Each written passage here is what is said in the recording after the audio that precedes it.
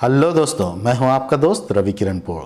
आपका स्वागत है मेरे इस चैनल हेल्थ ज्ञान में।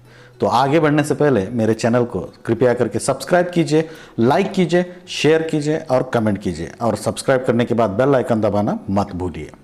तो आज का टॉपिक है first aid for seizures and convulsion. क्या होता है ये सीजर्स और कन्वल्शन, इसके बारे में थोड़ी जानकारी देंगे। इसको हिंदी में मिर्गी की बीमारी भी कहते हैं और लोकल लैंग्वेज में झटके की बीमारी भी कहते हैं। देखिए क्या होता है इसमें बॉडी पूरा जर्क मूवमेंट लेके जमीन पे गिर जाता है और मुंह से झाग आता है। जर्क मूवमेंट यानी झटका लेते हुए बॉडी नीचे गिर जाता है। और कन्वल्शन डिसऑर्डर्स क्या होता है? पहले कन्वल्शन में दो स्टेजेस में इसको डिवाइड किया है। एक पहला फेज आता है टॉनिक फेज और दूसरा आता है क्लॉनिक फेज। तो पहले हम लोग बात करेंगे टॉनिक फेज के बारे में। टॉनिक फेज में क्या होता है? ग्रेजुअली पूरा बॉडी स्टिपिंग होता है और लिम्स और बैक दोनों स्टिप होके आर्च मूवमेंट में चला जाता है। और यहाँ पे एपिलेप्टिक क्राई भी रहता है। यहाँ पे गले से रोने की जैसे आवाज़ आते रहता है और लिटिल बिट साइनोसाइटिस का साइंस एंड सिम्टम्स भी रहता है। और इनकॉन्टिनेंसी ऑफ यूरिन भी होता है। यहाँ पे यूरिन ऑटोमेटिकली पास हो जाता है। अब बात करेंगे हम क्रॉनिक फेज के बारे में। क्रॉनिक फेज में क्या होता है? अनकंट्रोलेबल जर्क मूवमेंट स्टार्ट हो जाता है बॉडी में, यानी कि पूरा बॉडी, हाथ, बॉडी, पैर सभी झटके लेने के शुरू कर देता है अनकंट्रोलेबल। और यहाँ पे मुंह में झाग आता है और आई का रैपिड ब्लिंकिंग होना स्टार्ट हो जाता है। और यहाँ पे भी लिटिल बिट थोड़ा साइनोसाइटिस का साइंस एंड सिम्टम दिखता है। यहाँ पे और एक स्टेज है, उस स्टेज का नाम है confusing fatigue stage. Confusing fatigue phase भी कह सकते हैं। ये क्या होता है? कंफ्यूजिंग फटीग फेज क्या होता है? ये देखिए, आप स्टूडेंट हो या आप कोई वर्कर हो, तो रात भर आप कुछ काम किया है, स्टूडेंट है तो रात भर कुछ पढ़ाई वगैरह करके सुबह बिना नींद के अपने काम में लग गया, तो वहाँ पे बॉडी मैकेनिज्म काम करना बंद कर देता है और इमीडिएटली आपको एक टाइप झटका आके आप नीचे ज़मीन पे गिर जाते हो। इसको कहते हैं कंफ्यूजिंग फटीग स्टेज।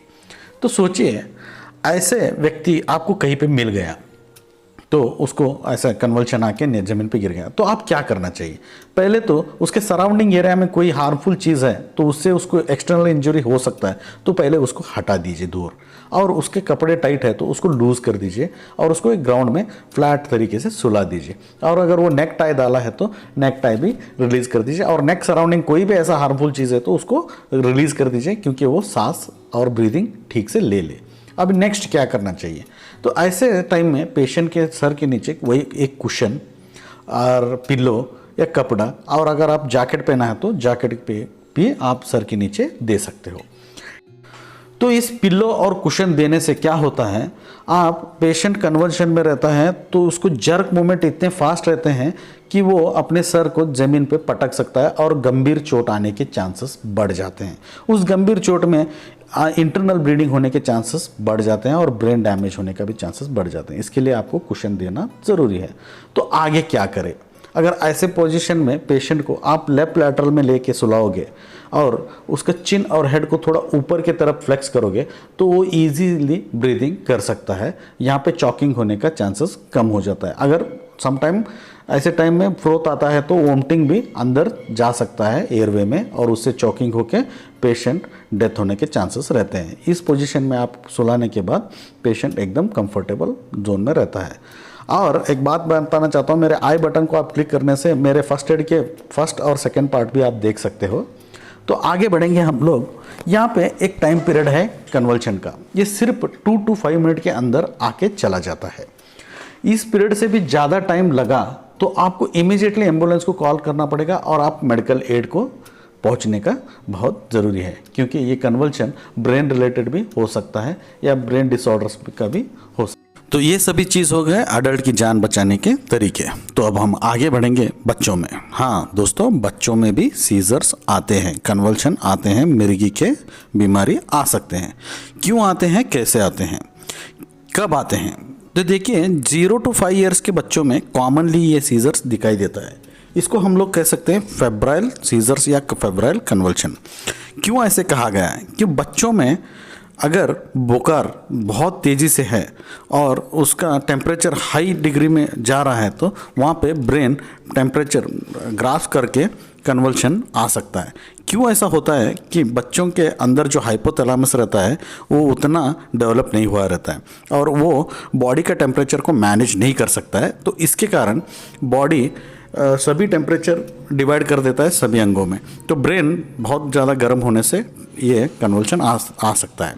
तो आपको यहाँ पे क्या करना है, बच्चे को बुखार आने से पहले ही आप उसको दवा दारू दे दीजिए और एक हो सके तो डॉक्टर से भी कंसल्ट कर लीजिए। और अब क्या करना है, बुखार दवाई देने के बाद भी बुखार आ रहा है तो बच्चे को टिपिड स्पंजिंग कीजिए। टिपिड स्पंजिंग या कोल्ड स्पंजिंग कीजिए। सर के ऊपर ठंडे कपड़े के पट्टी रखिए और बगल में ठंडे कपड़े की पट्टी रखिए और ठंडे पानी से उसको कंटिन्यूसली पोंछते रहिए। और अगर कन्वल्शन आ गया तो उसको लेफ्ट लैटरल सुला के पीठ के ऊपर थोड़ी सी थपकी दीजिए और उसके चिन और हेड को ज़रा लिफ्ट करके बच्चे को सुला दीजिए ताकि वो आसानी से ले, उसका ब्रीदिंग डिफ़िकल्टी ना हो। ये हो गए टिप्स और tricks for the first aid in बच्चों में।